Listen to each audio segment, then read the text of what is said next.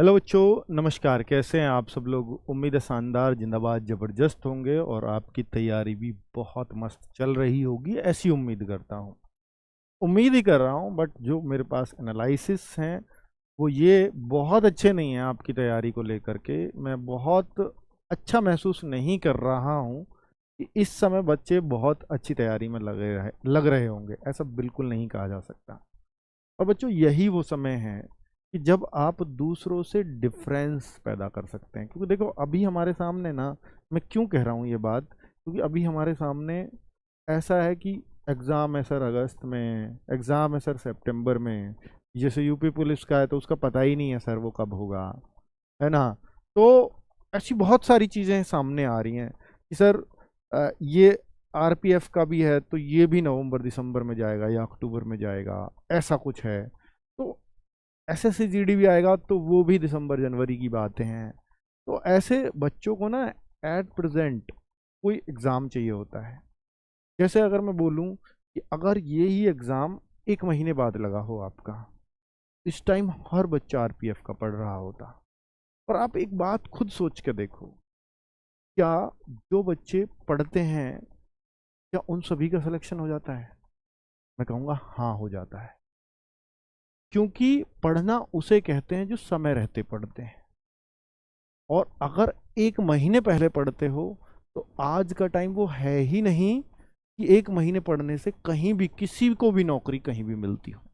भाई, आप group D, fourth class पियन के लिए भी अगर कोई सबसे छोटा एग्जाम है, गवर्नमेंट एग्जाम, गवर्नमेंट नौकरी के लिए, आप कोई भी एग्जाम 1 से 1.5 महीने में क्लियर नहीं करते हैं।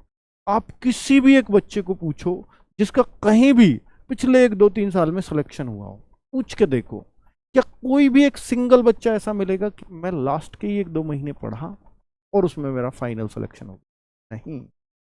सब लोग की तैयारियां पुरानी रहती रहती होंगी। हर कोई एक लंबे टाइम से तैयारी कर रहा होगा। हर कोई उस समय पढ़ रहा होगा। अगर कोई बहुत जल्दी भी लगाया, मान लीजिए वो 6 महीने में लगाया, 8 महीने में, तो वो 6 महीने 8 महीने की उसकी स्टडी ऐसी रही होगी बिना एक दिन भी स्किप किए हुए। कुछ भी हो जाए मैं रोज तो पढ़ूंगा ही पढ़ूंगा, ऐसी शर्त रहती है उसकी। तब वो उस सिलेक्शन तक पहुंचता है। और आज का समय भी वही है बच्चों, कि अगर आप ये ठान लो कि मैं एक भी दिन बिना स्किप किए हुए पढ़ सकता हूं, एक भी दिन बिना स्किप किए हुए, तो ही आप ये मानो कि आप नौकरी के असली हकदार हैं। और ये क्षमता, क्योंकि देखो कांस्टेबल लेवल में ना, जो मैंने फील किया, क्योंकि मैंने सबसे ज्यादा, हमने या इस चैनल ने सबसे ज्यादा इस लेवल के बच्चे को पढ़ाया है, इस बच्चे में संयम नहीं है। संयम नहीं है मतलब, अगर इसको पता लग जाए कि एग्जाम 6 महीने 8 महीने या 1 साल बाद है तो ये नहीं पढ़ेगा, ये पढ़ना ही छोड़ देगा। अगर इसको पता हो कि एग्जाम 1 महीने बाद है, बहुत मन से पढ़ रहा है, पता लगे कि वो 4 महीने और हट गया, एकदम से बच्चा गायब हो जाएगा कि अब तो 4 महीने मिल गए, आराम से पढ़ेंगे। और वो आराम से पढ़ेंगे ना, वो कभी नहीं आ पाता, क्योंकि वो सिर्फ पढ़ेंगे ऐसे आ जाता है। पढ़ना कब है? वो फिर वही 1 महीने पहले जगोगे ही तब। और फिर, और बच्चों, ऑनलाइन में सबसे बड़े नुकसान भी ये हैं कि अगर आपको 5 महीने मिले ना किसी एग्जाम में, तो आपको 4 महीने तो बच्चे को ये लग जा रहे हैं कि मैं किस चैनल से पढ़ाई करूं, इससे करूं या उससे। 4 महीने में तो वो ये तक तय नहीं कर पा रहा, क्योंकि वो उतना सीरियस है ही नहीं पढ़ने के लिए, इसलिए नहीं तय कर पा रहा।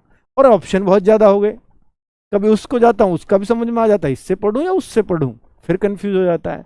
और 1 महीने पहले बस जी कोई लगवा दे नौकरी, 1 महीने पहले वो इतना सीरियस होने की कोशिश करता है, या वो इतना सीरियस होता है कि बस मिल जाए नौकरी, भाई कोई कितने भी घंटे मुझसे पढ़ने को कह दे मैं पढ़ लूंगा, गुरुजी कैसा भी शेड्यूल दे दो मैं बना के मैं पढ़ लूंगा। बच्चे, ऐसे नौकरी नहीं मिलती है। ये मैं लेक्चर आपको इसलिए दे रहा हूं, ये रोज की बातों में नहीं दिया जा सकता बच्चों। ये बहुत जरूरी है आपको मोटिवेट करने के लिए, आपको जगाने के लिए, क्योंकि यही वो समय है जो सही समय है कि तैयारी करो तो उस टाइम पे करो जिस टाइम पे सब लोग नहीं कर रहे हैं। यही वो है, ये वो समय है। क्योंकि अगर जब सब लोग तैयारी करने लग गए तो फिर आप ही का क्यों होगा सिलेक्शन, फिर तो सबका ही होगा अगर आपने सबके साथ किया है तो, या किसी का भी नहीं होगा। वही तो हो रहा है, सिलेक्शन सिर्फ उनका हो रहा है जिन्होंने समय रहते तैयारी की, जिन्होंने बिल्कुल समय पर तैयारी की। ये समय नहीं रहा उस टाइम तैयारी की जिस टाइम पे सब कर रहे हैं, वो सारे ही रह जाते हैं, किसी का भी नहीं होता। बहुत बार आपने देखा होगा ना कि एक बच्चे का तो 10 जगह सिलेक्शन हो गया, या 4 जगह हो गया, 5 जगह हो गया, और एक का है कि कहीं भी नौकरी नहीं मिल रही। इसका कारण क्या है? इसका कारण सिर्फ यही है कि भैया उसने अपने आप को उस लेवल पे सेट कर लिया, उसने मैथ, रीजनिंग, जीएस, इंग्लिश को या हिंदी को, जो भी है, साइंस को, उसने अपना उतना स्ट्रांग कर लिया कि अब वो जहां भी बैठेगा हर एग्जाम निकलेगा, क्योंकि हर एग्जाम में यही तो आ रहा है। और आपने क्या किया कि आपके सब्जेक्ट पकड़ में ही नहीं आए, आप जहां भी बैठोगे हर जगह फेल होगे। यही कारण है बस, और तो कुछ है ही नहीं। ठीक है, तो भाई अपने सब्जेक्ट्स पे पकड़ बनाइए, ये सही टाइम है एकदम। इन पे कितना पकड़ बना सकते हो, इन सब्जेक्ट्स को कितना स्ट्रांग कर सकते हो, सिर्फ आप ही के हाथ में।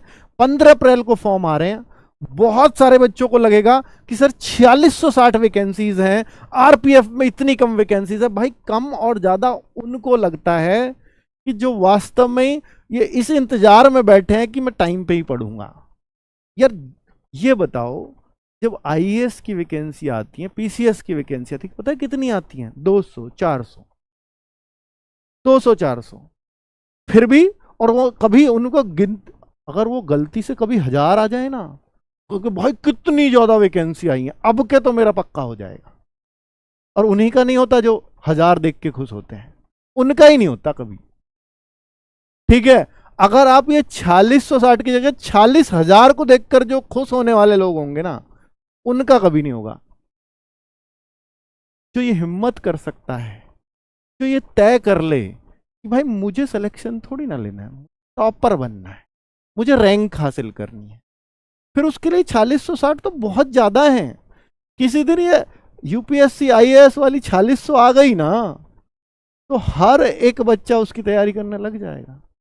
ठीक है, तो इस बार तो आईएएस ही बन जाएंगे। तो भाई साहब ये 4600 आप सोच के देखो, ये कम नहीं है। और ये है, मान लिया मैंने कम है, तो क्या आप इसमें कुछ कर सकते हो? आपके हाथ में है बढ़ानी। और जो चीज आपके हाथ में नहीं है उसमें परेशान क्यों हो रहे हो? उसमें तो फिर एक ही चीज हमारे हाथ में है कि हम अपनी तैयारी अच्छी कर लें। तो भाई वो कर लो ना, जो चीज हाथ में है वही कर सकते हो आप, इसके अलावा कुछ नहीं। ठीक है, चलिए अब अगर हम देखें तो भाई यहाँ कांस्टेबल भी है, यहाँ सब इंस्पेक्टर भी हैं। सब इंस्पेक्टर 452 है, इसको भी कम कहने वाले कम कहेंगे, कहिए, कोई बात नहीं है। लेकिन 452 अभी आरओ आई है यूपी में, जो बहुत बड़े पद बताए जा रहे थे, जो अभी कैंसिल भी हुआ है। 400 प्लस ही पद हैं, वो बहुत बड़ी वैकेंसी। 10 लाख लोगों को उम्मीद है उसमें अपने नंबर आने की, 10 लाख फॉर्म आ गए थे। ठीक है, क्योंकि इस बार तो बहुत ढेर वैकेंसी आई है, क्योंकि ये 300 ही आती थी। तो भाई 452 को उस तरह से लीजिए कि भाई वो पोस्ट भी सब इंस्पेक्टर की है। ठीक है, कम आई है, कोई बात नहीं, कोशिश करेंगे। क्योंकि सब्जेक्ट क्या है, वही जाने पहचाने हैं जिसको हम हर जगह पढ़ते आ रहे हैं। देखिए, हमें इसमें उम्मीद क्यों है और उम्मीद क्यों नहीं होती? उम्मीद तब नहीं होती जब इसमें मान लो इंग्लिश मेरी वीक है, इंग्लिश आ गई, तो मुझे डर लगना चाहिए कि यार 452 में फिर तो नहीं हो पाएगा, क्योंकि मेरी इंग्लिश वालों से टक्कर है जो बहुत अच्छी इंग्लिश जानते हैं, और वो मुझे बिल्कुल नहीं आती। तो मेरा डर सच्चा है। लेकिन मुझे पता है कि भैया मैथ, रीजनिंग मेरे बहुत स्ट्रांग हैं, और जीएस किसी की स्ट्रांग होती नहीं, और यही 3 चीज सब्जेक्ट इसमें आने हैं। और जब यही 3 सब्जेक्ट आने हैं तो मैं किसी से क्यों डरूं? मैं किसी से कम कहां हूं? अगर मैं तैयारी कर रहा हूं और कोई और भी तैयारी कर रहा है, वो भी तो इन्हीं 3 सब्जेक्ट को पढ़ रहा है, मैं भी इन्हीं 3 को पढ़ रहा हूं, तो फिर मैं कम क्यों हूं? मैं क्यों ये मानूं कि मेरा नहीं आएगा? ये सोच के देखो। तो भैया मैथ्स में भी अर्थमेटिक ही है, ऐसा नहीं है कि एडवांस आ जाएगा। रीजनिंग सबकी सही हो ही जाती है, और जीएस भैया जहां से आप पढ़ रहे हो वहीं से कोई और भी पढ़ रहा है, जितना उसको मिलेगा उतना ही आपको मिलेगा, अगर आप दोनों अच्छे सोर्सेज से पढ़ते हैं तो। जीएस में कोई किसी को बहुत पीछे और बहुत आगे नहीं छोड़ पाता, सारा फर्क मैथ रीजनिंग का ही होता है, वो तो भाई आप स्ट्रॉन्ग करेंगी। ठीक है, तो वो मैं आपको एक आइडिया दे रहा हूं कि आप सोचिएगा कभी भी ऐसी नौकरी को लेना है जहां कम वैकेंसीज हो, तो आपकी सोच ऐसी होनी चाहिए। ठीक है, ये 4208 वैकेंसीज आरपीएफ के लिए अब आपको कम लग रही हैं, तो फिर आप तैयारी मत कीजिए, फिर किसी और को देखिए, किसी इंतजार करिए जब 4 लाख वैकेंसी आएंगी तब तैयारी करेंगे। ठीक है, इंतजार उसका करिए जो अब आने वाले निकट भविष्य में कभी हिंदुस्तान में होगा नहीं। तो बेहतर है फिर आप किसी और तरफ मुड़ जाइए, सरकारी नौकरी की तैयारी मत करिए, क्योंकि सरकारी नौकरी में कभी बहुत बड़ी वैकेंसीज अब मुझे नहीं लगता देखने को मिलेंगी। ठीक है, चलिए, तो भाई ये सच्चाई एक्सेप्ट कर लीजिए और अपनी तैयारी जैसी कर सकते हो कर लीजिए। अब आपको आ जाइए कि भैया अगर मुझे आरपीएफ करना है तो मुझे सिर्फ एक ही काम करना है भैया, एक तो टेस्ट होना है, एक फिजिकल होना है, फिजिकल के बाद ये तो मेजरमेंट है, हाइट चेस्ट, और ये डॉक्यूमेंट वेरिफिकेशन मेडिकल, खत्म। हाइट सबसे बड़ी बात है कि भैया 165 सेंटीमीटर हाइट पर आपको आरपीएफ ही पुलिस की वर्दी पहना सकता है, सिर्फ 165 सेंटीमीटर हाइट, इतनी कम हाइट कहीं और नहीं मांगी जाती। और इनमें कंपटीशन इसलिए भी कम है क्योंकि यहां फिजिकल बहुत स्ट्रांग है।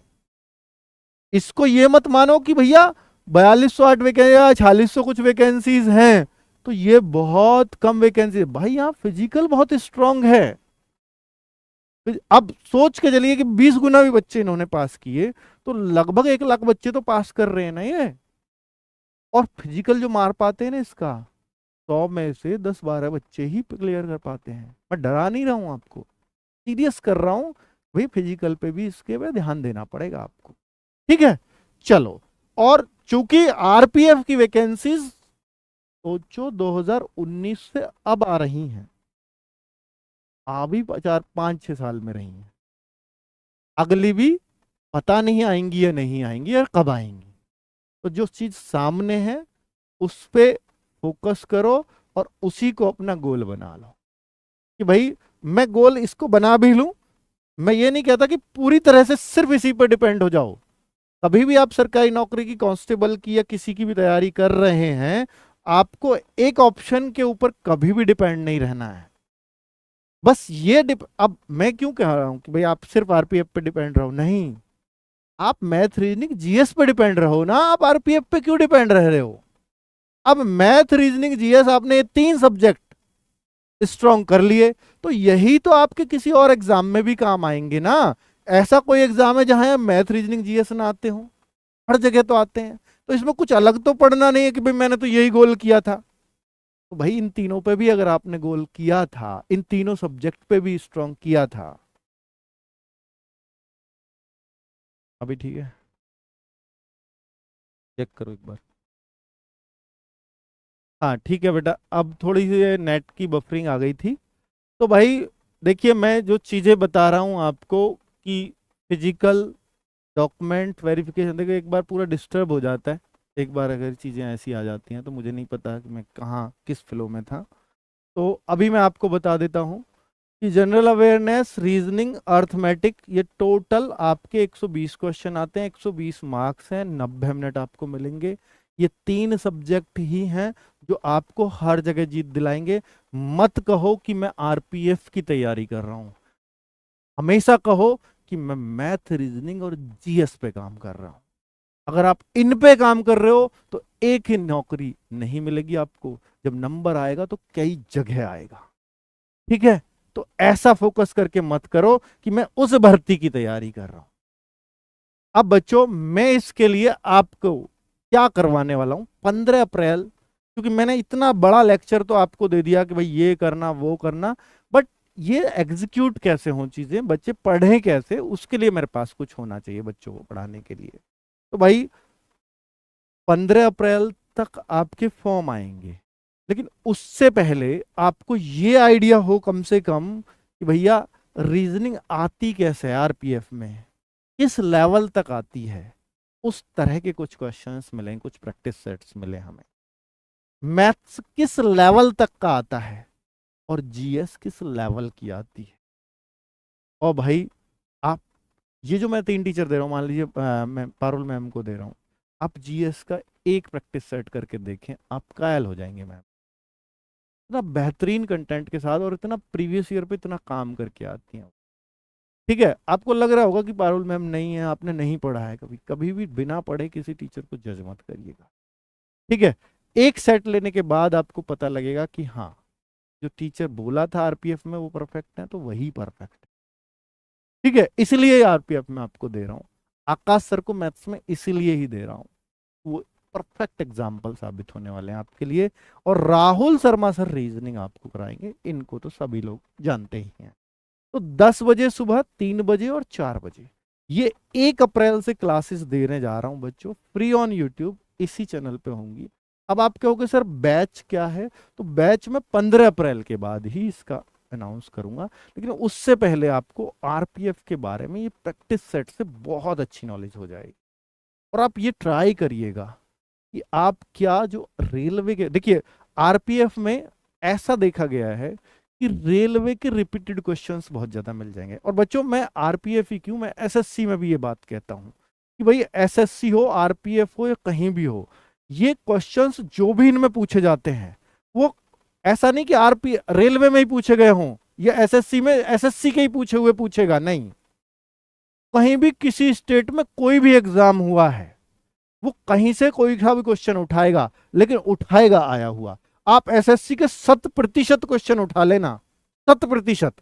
मतलब अगर एसएससी में 50 क्वेश्चन आए तो मैं 45 की गारंटी ले सकता हूं कि वो 45 कभी ना कभी किसी ना किसी स्टेट में, किसी ना किसी एसएससी ने, किसी ना किसी रेलवे ने कहीं ना कहीं जरूर पूछे गए होंगे वो।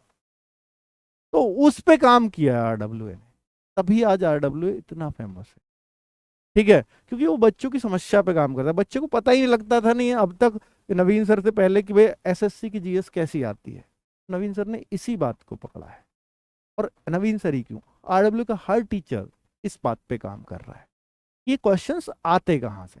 आप जीएस में भी देखोगे तो मैम को इसी चीज पर काम करके आएंगे। तो भाई ये सब, चाहे वो प्रीवियस ईयर हो या कुछ भी हो, बेस्ट क्वेश्चंस आपको मिलेंगे, बेस्ट प्रैक्टिस सेट्स आपको मिलेंगे। और इसको हम ऐसा नहीं कि अभी सिर्फ 15 अप्रैल तक रखेंगे, नहीं, बाद में भी कंटिन्यू रखेंगे, आगे भी प्रैक्टिस सेट, चाहे वो दोबारा नए सीरीज नए नाम से चालू हो, वो अलग बात है, लेकिन ये हम आपके लिए कंटिन्यू रखेंगे फ्री ऑफ कॉस्ट यूट्यूब पर।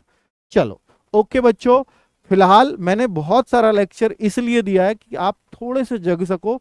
आरपीएफ में नौकरी लेनी है तो 4660 पदों को मत देखिए, आपको नौकरी लेनी है तो आप मैथ रीजनिंग जीएस को देखिए कि ये 3 सब्जेक्ट हैं, बहुत मुश्किल चीज नहीं है। फिर 4660 वैकेंसी हो या 460 वैकेंसी हो, कोई फर्क नहीं पड़ता। ठीक है, चलो बच्चों, नमस्कार, धन्यवाद।